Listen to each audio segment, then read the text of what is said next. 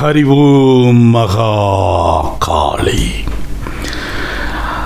அண்மையில் ஒரு நாள் பகல் பொழுது கணினிக்கு முன்பாக அமர்ந்து ஏதோ வேலை செய்து கொண்டிருக்கிறேன். அப்போ என்னையும் அறியாமல் ஒரு அசதி ஏற்பட்டு அந்த அமர்ந்திருக்கிற நாற்காலிலே சாய்ந்தவாறு கண் அசர்ந்து விட்டேன்.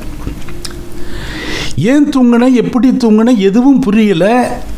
ஆனால் என்னையும் மீறி அப்படியே அமர்ந்திருக்கிற வடிவத்திலேயே சாய்ந்து விட்ட சில நிமிடங்கள் ஒரு ஆழமான தூக்கம் ஏற்பட்டிருக்கிறது. அதில் என்ன ஒரு ஆச்சரியமான அனுபவம்னா, அப்படி தூங்குகிற ஒரு பாவம் ஏற்பட்டிருக்கிற அந்த நேரத்தில் என் காதருகே ஒரு ஓசை கேட்கிறது. கோபல்ல கிராமம் பேசு அப்படின்னு சொல்லுது. அந்த ஓசை கேட்டு ஓரிரு நிமிடங்கள் கழித்து விழித்து கொண்டேன்.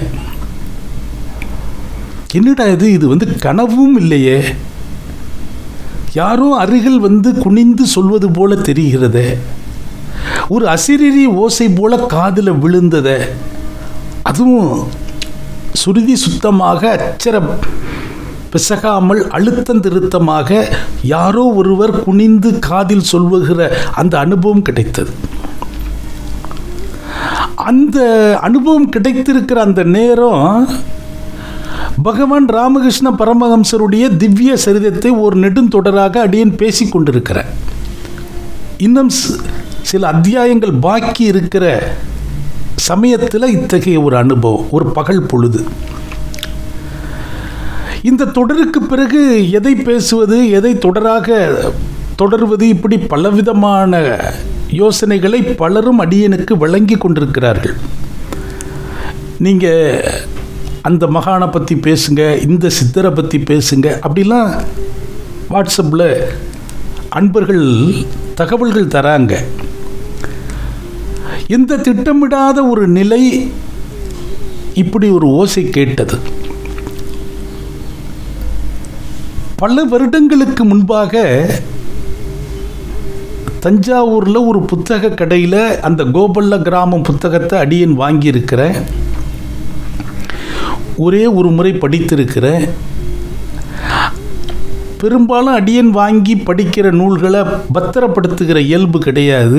யாராவது வீட்டுக்கு வந்தால் அவங்கள்ட்ட கொடுத்துடுறது உண்டு. இப்படி காதருகே ஒரு ஓசை கேட்ட பிறகு மிக ஆர்வத்தோடு பரணியில் இருக்கிற பெட்டிகளை எடுத்து தேடி எடுக்கிற அந்த புத்தகம் கைக்கு கிடைக்கிறது. மேலட்டையெல்லாம் இல்லை. அதில் ஒரு ஆச்சரியம், அந்த புத்தகம் வாங்கின ரசீது கூட இருக்குது அதில். மறுபடியும் அந்த புத்தகத்தை எடுத்து வாசிக்கிறேன். அப்படி வாசிக்கிற போது ஒரு குரல் இந்த கோபல்ல கிராமத்தை பேசுன்னு சொன்னதே, அதுக்கு ஒரு சூட்சம காரணம் அந்த புத்தகத்தில் புதைந்து இருக்கிறது. ஜனங்க இந்தியா முழுதும் பல இனக்குழுக்கள் இடம் விட்டு இடம் பயணித்து இருக்கிறார்கள், இடம் மாறி இருக்கிறார்கள், இடம் பெயர்ந்து இருக்கிறார்கள். இது தவிர்க்க முடியாத ஒன்று. பல்வேறு இனக்குழுக்கள் இந்த தேசம் முழுதும் தங்களுடைய பூர்வீக இடங்களிலிருந்து மற்றொரு இடத்திற்கு மாறி இருக்கிறார்கள். அப்படியான ஒரு நிகழ்வை பேசுகிற இந்த நூலில் பல தெய்வீக சூட்சமங்கள், பல அமானுஷ்ய சக்திகளினுடைய ஆளுமைகள், இதெல்லாம் அந்த நூலை இயற்றிய எழுத்தாளர் கி ராஜநாராயணன் பதிவு செய்திருக்கிறார். அடிப்படையில் அவர் இடதுசாரி சிந்தனை கொண்டவர். கரிசல் இலக்கியம் என போற்றப்படுகிற ஒரு புது வகையான ஒரு இலக்கியத்தை அவர் காலத்தில் அவர் படைத்தவர். சொந்தமாக ஒரு புது சாலையை அமைத்து அதில் ராஜநடை போட்டவர். அவரை தொடர்ந்து இன்றைக்கு எண்ணற்ற எழுத்தாளர்கள் அவர் நடந்து சென்ற பாதையில் பயணிக்கிறாங்க. அப்படி ஒரு புது பாதைக்கு சொந்தக்காரர் கி. ராஜநாராயணன். பெரிய பள்ளி படிப்பு, கல்லூரி படிப்பு என்கிற பெரிய படிப்புகள் எதுவும் அவருக்கு கிடையாது. அவர் தன்னுடைய கல்வி குறித்து பேசுகிற போது மிக அலங்காரமாக சொல்வார். நான் மலைக்கு தான் பள்ளிக்கூடத்துக்கு ஒதுங்கினேன். அப்படி ஒதுங்கின நேரத்திலையும் மலையை தான் வேடிக்கை பார்த்தன ஒழிய பள்ளிக்கூடத்தை பார்க்கலன்னு சொல்லுவார். ஆனால் அவருடைய பிற்கால வாழ்க்கையில் அவருடைய தனித்துவமான படைப்பாற்றலை கண்டு புதுச்சேரி பல்கலைக்கழகம் அவரை சிறப்பு பேராசிரியராக நியமித்து கௌரவப்படுத்தியது. சாகித்ய அகாடமி விருது உள்ளிட்ட பல விருதுகளை பெற்றவர். 2021 தனது 97வது வயதில் மறைவை தழுவினார். அவருக்கு நம்முடைய மாநில அரசு மரியாதை செய்து நல்லடக்கம் செய்தது. எத்தனையோ தனித்துவமான சிறப்புகளை கொண்ட அந்த ராஜநாராயணனுடைய படைப்பான கோபல்ல கிராமத்தை பேசு அப்படின்னு ஒரு அசிரீரி வாக்கு கேட்டதை அதை மறுபடியும் எடுத்து படிக்கிறேன். அவர் சிறு வயதில் தனக்குள்ளே எழுப்பிக் கொண்ட கேள்விகளுக்கு, தேடல்களுக்கு கிடைத்த விடையை அவரே கூறுகிறார். அவர் கோயில்பட்டிக்கு அருகே இருக்கிற இடைசேவல் என்கிற கிராமத்தில் பிறந்து வளர்ந்தவர். நம்முடைய முன்னோர்கள் ஏன் அந்த ஆந்திர தேசத்திலிருந்து இங்கு வந்திருக்கிறார்கள் அப்படிங்கிற ஒரு கேள்வி அவருக்குள் நெடுங்காலம் இருந்து வந்ததா. அது அவரே சொல்றார். ஆந்திர நாட்டில் இருந்து எப்படி, எதுக்காக இங்கே இப்படி ஒரு கிராமத்தை அமைச்சாங்க அப்படிங்கிறத பற்றி நான் பல நாள் யோசிச்சேன்.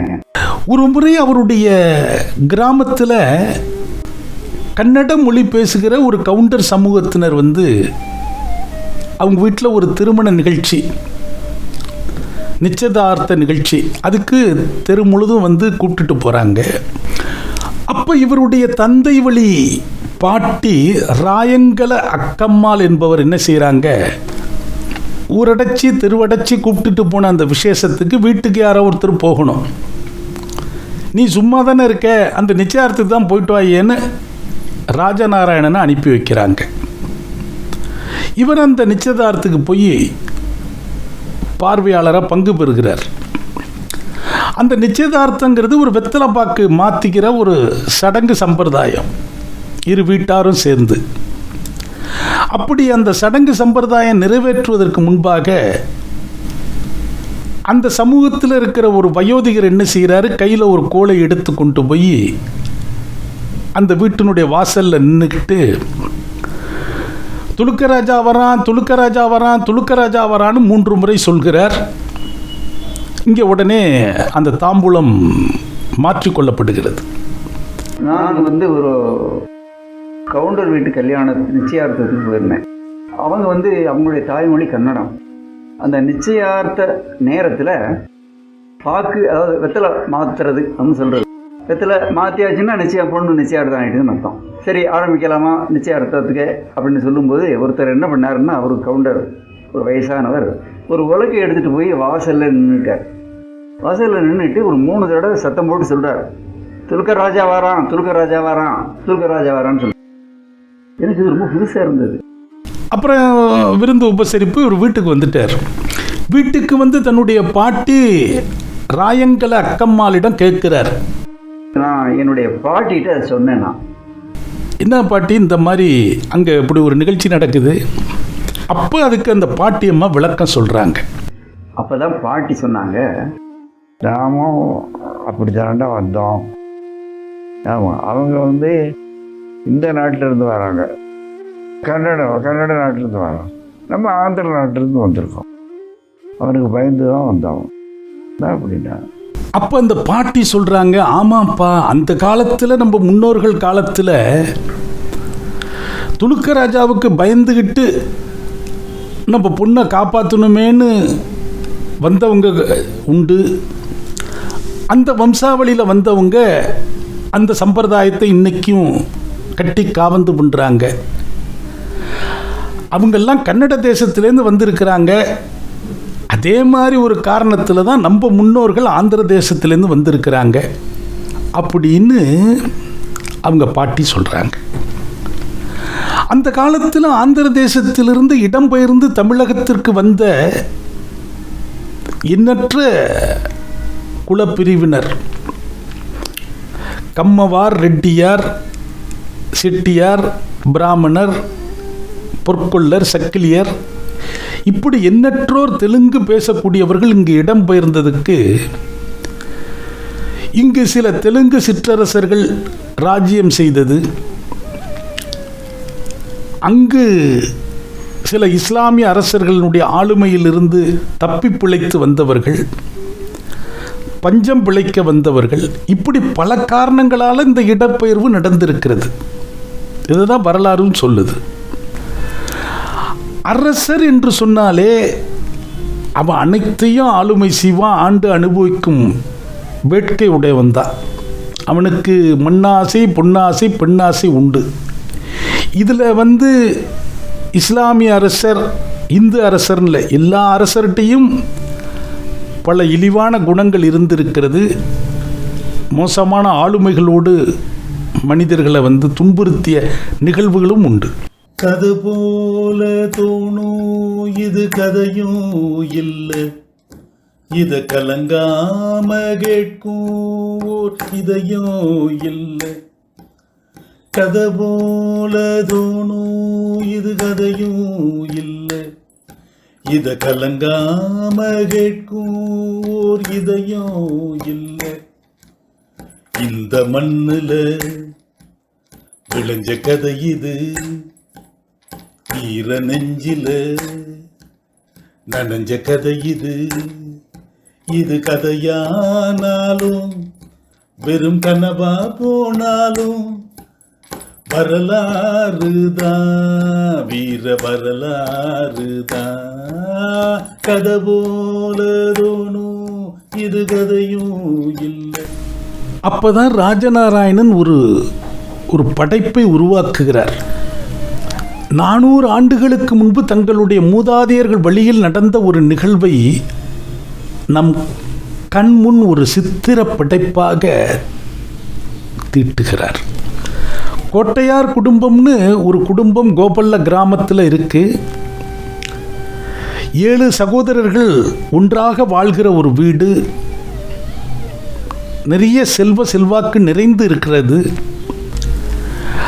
அந்த கோட்டையார் வீட்டினுடைய நீண்ட திண்ணை, ஆளுயர ஜன்னல்கள். அந்த ஜன்னல்களில் 4வது ஜன்னல் வழியாக ஊடுருவி பார்த்தால் நீண்ட நெடிய ஒரு அறையின் இறுதியில் பனைநாரால் வேயப்பட்ட ஒரு கட்டிலில் சற்றே சாய்ந்தவாறு அமர்ந்திருப்பார் ஒரு மூதாட்டி. அந்த குடும்பத்தில் அவர் வயது மூத்தவர், 137 வயதாகிறது.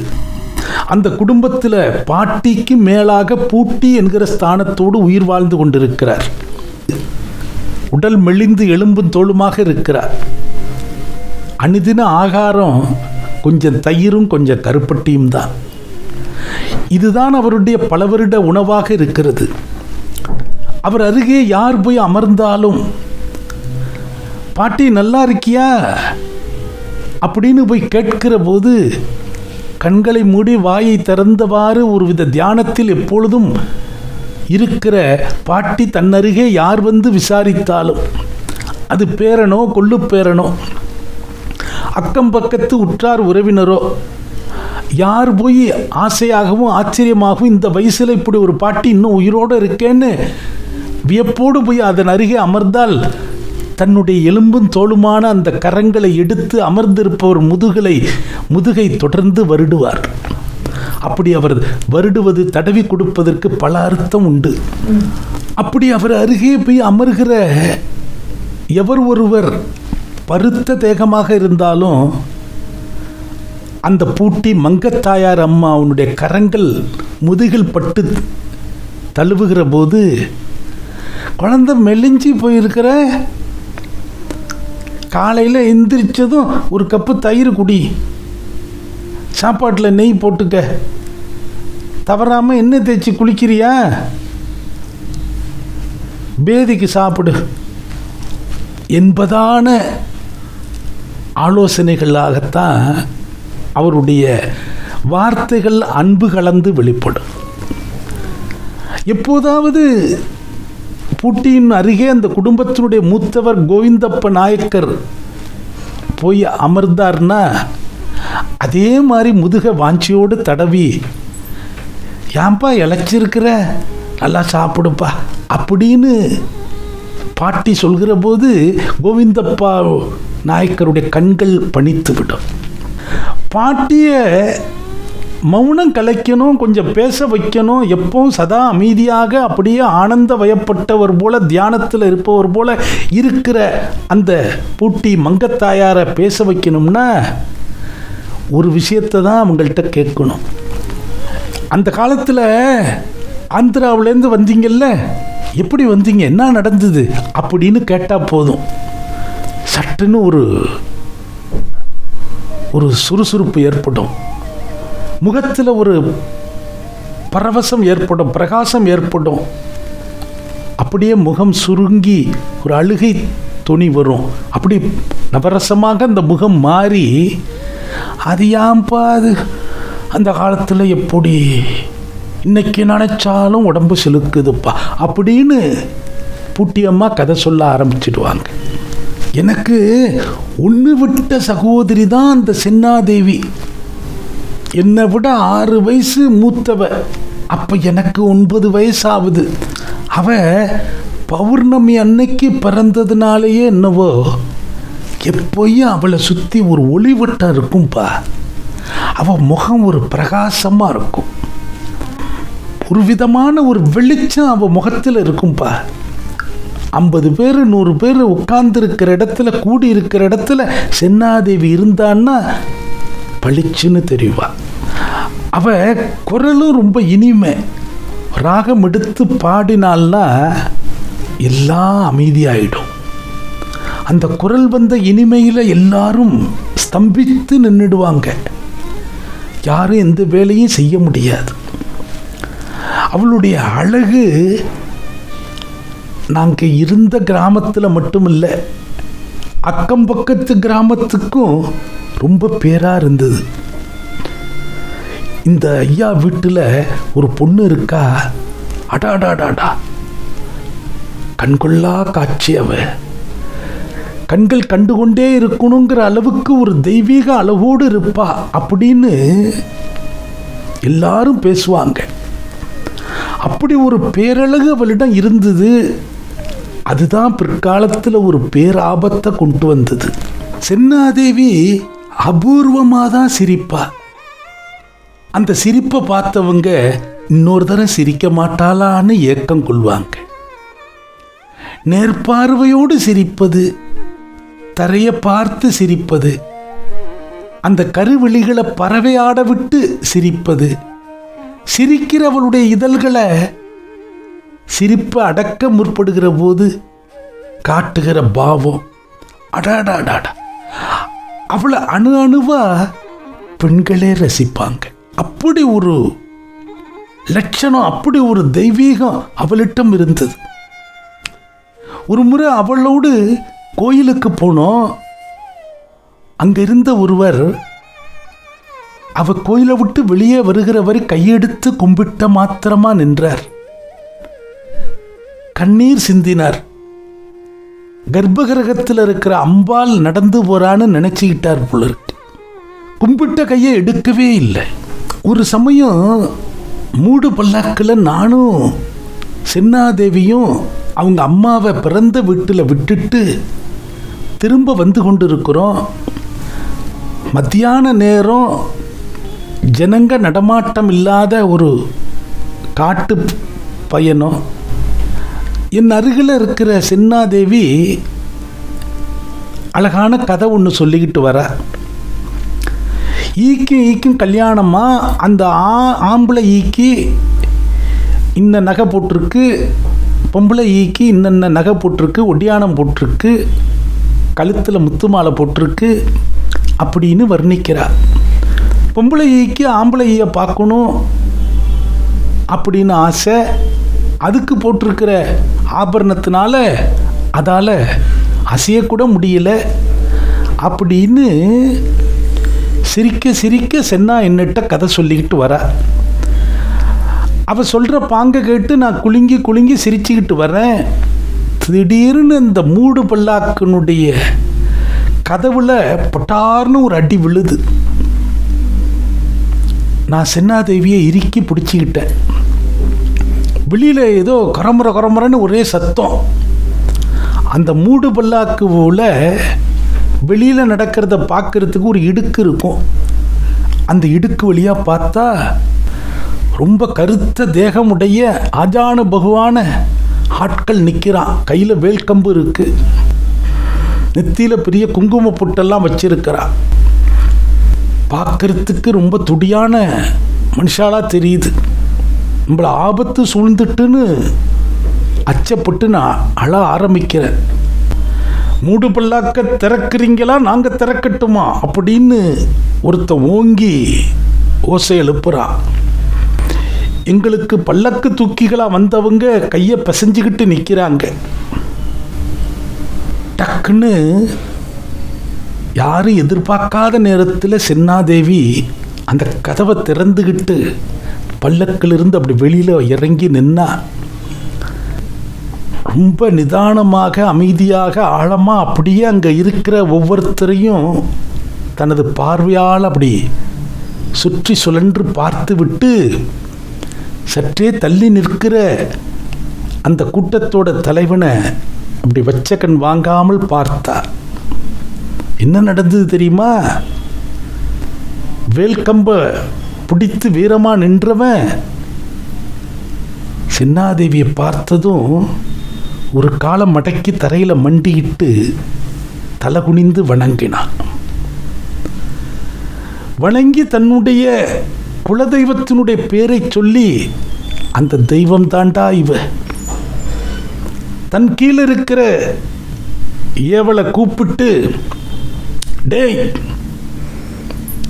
இந்த வனம் முடிகிற வரைக்கும் இவங்களை பாதுகாப்பாக போய் அனுப்பி வைத்துட்டு வா, எந்த ஆபத்தும் நேரப்படாது அப்படின்னு சொன்னான். அப்படி ஒரு வசீகரம் அவளிடம் இருந்தது, ஒரு தெய்வீகம் குடிகொண்டது. அவளை யாரும் அத்தனை அழகு இருந்தாலும் பிழையாவே பார்க்க முடியாது. கையெடுத்து கும்பிடும் தோற்றம்தான் அவளிடம். ரோட்டில் மாணிக்க கற்கள் விற்கக்கூடிய வாங்கக்கூடிய வியாபாரிகள் போகிறாங்க. அவங்கெல்லாம் இஸ்லாமிய வியாபாரிகள். அந்த நேரம் சென்னாதேவியோட தந்தையார் சென்னாதேவிக்கு ஒரு பெரிய மாணிக்க மாலை செய்யணும் அப்படின்னு திட்டமிட்டு இருக்கிறார். ஏற்கனவே கொஞ்சம் கற்கள் வீட்டில் இருக்கு, கொம்பு கற்கள்னு சொல்லுவோம். அது குடும்ப வழி வழியாக வந்த கற்கள் இருக்கு, இன்னும் கல் பத்தலை. சரி, இவங்க வியாபாரியாக்கும்னு சொல்லி உள்ளே கூப்பிட்டு கல் இருக்கான்னு கேட்குறார். இல்லை, நாங்கள் கல் வாங்கிறதுக்கு தான் வந்திருக்கிறோம் அப்படின்னு வந்தவங்க சொல்கிறாங்க. எங்கள்கிட்ட கொஞ்சம் கல் இருக்குது, ஆனால் மாலை கட்டுறதுக்கு இன்னும் கொஞ்சம் கல் தேவைப்படுது அப்படின்னு இவர் சொல்கிறார். அப்படியா, உங்கள் கல் காட்டுங்களேன், நாங்கள் என்ன ரகமாக இருக்குன்னு பார்க்குறோம்னு அவங்க சொல்கிறாங்க. நம்மள்கிட்ட இருக்கிற கல் ரொம்ப வசந்த ரகம், காலங்காலமாக நம்ம குடும்பத்தில் இருக்கிற ஒரு கல், அபூர்வ கல். அப்படி ஒரு கல் வச்சுருக்கிறோங்கிற அந்த பெருமையை கொண்டாடணுமேங்கிற ஒரு எண்ணத்தில் சென்னாதேவியோட அப்பா என்ன பண்ணுறாரு, தங்கள்கிட்ட இருக்கிற கல்லை கொண்டாந்து காட்டுறார்.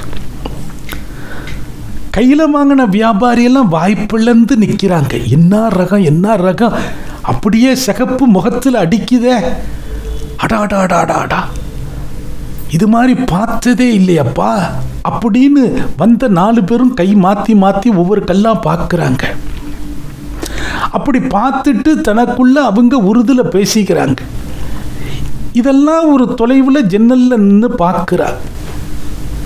அந்த நேரம் சென்னாதேவி தூரத்தே இருந்து ஜன்னல் வழியே இந்த காட்சிகளெல்லாம் பார்த்தவள் யதார்த்தமாக அந்த முற்றத்தை கடந்து போகிற பாவத்தோடு வந்தா. இவர்கள் ஒவ்வொருத்தரும் ஒவ்வொரு வேடிக்கையாக இருக்கிறாங்க. அவங்க தலையில் அணிந்திருக்கிற குல்லா, அவங்களுடைய தாடி, உடை தோற்றம், பேசுகிற மொழி, இதெல்லாம் அவளுக்கு ஒரு புது அனுபவமாக இருக்குது, ஆச்சரியமாக இருக்குது. இவங்கெல்லாம் நம்ம வீட்டில் உட்காந்து இந்த கல்லெல்லாம் பார்க்குறாங்க, அவங்க பேசிக்கிறதெல்லாம் வித்தியாசமாக இருக்குது அப்படிங்கிற ஒரு கவனச்சிதறலில் நடந்து வந்தவ அவங்கள பார்க்குற, தன்னை அறியாமல் சிரித்து விடுகிறார். அந்த சிரிப்பொலி சத்தம் கேட்ட அந்த இஸ்லாமிய வியாபாரிகளில் ஒரு வயதானவர் சட்டுன்னு அப்படி திரும்பி சென்னாதேவியை பார்த்தார்ல. கையில் வைத்திருக்கிற அந்த மாணிக்க கல்லில் மயங்கி கிடந்தவர் மாணிக்க கல் ஒன்றும் இல்லடா அப்படின்னு சொல்லும்படி ஆயிட்டு பச்சைகண்ணு வாங்காம சென்னாதேவியை பார்க்குறாரு. அவரை தொடர்ந்து அவரோடு இருக்கிற மற்றவர்களும் பார்க்குறாங்க. அப்படி ஆச்சரியமாக பார்க்குற அந்த நேரத்தில் மறுபடியும் சிரித்து விட்டா சென்னாதேவி. முத்து மாலை கலண்டு செதறி விழுகிறது போல ஒரு கலகல சிரிப்பாக போயிட்டு. ஆனால் அந்த காட்சியிலிருந்து அவரால் அந்த பெரியவர் விலகவே இல்லை. அந்த கணத்திலேயே கைகளை மேலே ஒசத்தி, ஏ அல்லாஹ் அப்படின்னு இறைவனிடம் ஏதோ ஒன்றை பிரார்த்திக்கிறார். இத்தனை பேரழகோடு ஒரு பெண்ணா இந்த தேசத்தில் அப்படின்னு பிரமிச்சு போறார். இந்த நிகழ்ச்சி நடந்து முடிந்து விடுகிறது. வந்தவர்களிடம் எந்த வியாபார பரிமாற்றம் பண்ண முடியல.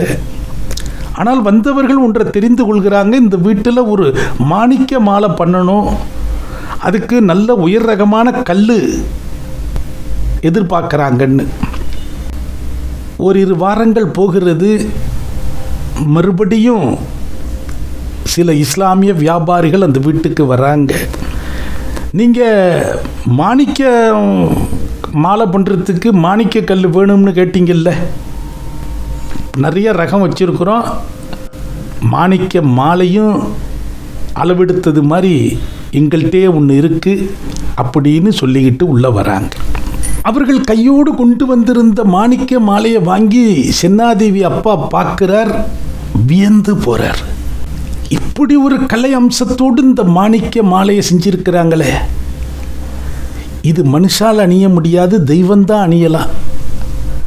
இவ்வளோது லட்சணத்தோடு இருக்குது, இவ்வளோது அலங்காரமாக இருக்குது. இது நாங்கள் வாங்கி திருப்பதியில் இருக்கிற அலமேலு தாயாருக்கு வேணால் கொடுக்குறோம், இதை தெய்வந்தான் அணியணும், இவ்வளோது லட்சணம் மனுஷன் அணியப்படாது அப்படிங்கிறார். விலை கேட்டால் இவங்க சக்திக்கு முடியாத ஒரு விலையை சொல்கிறாங்க. ஏப்பா அவ்வளோ விலை கொடுத்து நாங்கள் வாங்க முடியாதுப்பா, இது பார்த்ததே போதும் அப்படின்னு கொடுத்துட்றார். அப்போ சென்னாதேவியோட பாட்டியம்மா என்ன செய்கிறாங்க, பையனை கூப்பிட்டு, ஏன்பா நம்ம தான் வாங்க முடியாது, விலை கடுமையாக இருக்குது, இவ்வளோது லட்சணமாக இருக்க, ஒரு வாட்டி நம்ம பேத்தி கழுத்தில், சென்னாதேவி கழுத்தில் போட்டு தான் பார்ப்போமே, அது பார்த்து நம்ம கண்ணு பூரிக்காதா, அந்த ஒரு சந்தோஷத்தை நம்ம ஏன் விடணும், வீடு வரைக்கும் வந்த ஒரு மாலையை ஏன் சும்மா அனுப்புகிற அப்படின்னு கேட்குறாரு. நம்ம வாங்கிறதா இருந்தாதாம்மா போட்டு பார்க்கணும், வாங்காத பொருளை போய் நம்ம இதுமாரி பண்ணுறது தப்பு, வேணாம் வேணாம் அப்படின்னு சென்னாதேவியோட தகப்பனார் தன்னுடைய தாயார்கிட்ட வேணாம் கொடுத்து அனுப்பிச்சிடுவோன்னு சொல்கிறார். அதெல்லாம் என்னத்துக்குடா, சும்மா அவங்க தப்பாக நினைக்க போகிறாங்க, நம்ம கையில் இந்த மாலை இருக்குது, அவங்க அங்கே உட்காந்துருக்குறாங்க அப்படின்னு அந்த பாட்டி அம்மா பிடிவாதம் பிடிக்கிறாங்க. இதெல்லாம் தூரமாக இருந்து கவனித்து கொண்டிருக்கிறா சென்னாதேவி. அவங்க பாட்டியம்மா பேத்திய அபரஞ்சின்னு செல்லமாக கூப்பிடுவாங்க. நான் அபரஞ்சி இங்கே வான்னு கூப்பிடுறாங்க. சிட்டுக்குருவி போல் எப்போ கூப்பிடுவாங்கங்கிற எதிர்பார்ப்போடு நின்றுட்டு இருக்கிறவளை மாதிரி சிட்டா பறந்து வந்து நிற்கிறா. அந்த மாணிக்க மாலையை சென்னாதேவி கழுத்தில் அணிவிக்கிறாங்க பாட்டி. சாட்சாத் கர்ப்பகிரகத்தில் இருக்கிற அம்பாள் போல இருக்கா. அவ முகத்தை விரலால் வலித்து நெட்டி முறிக்கிறாங்க.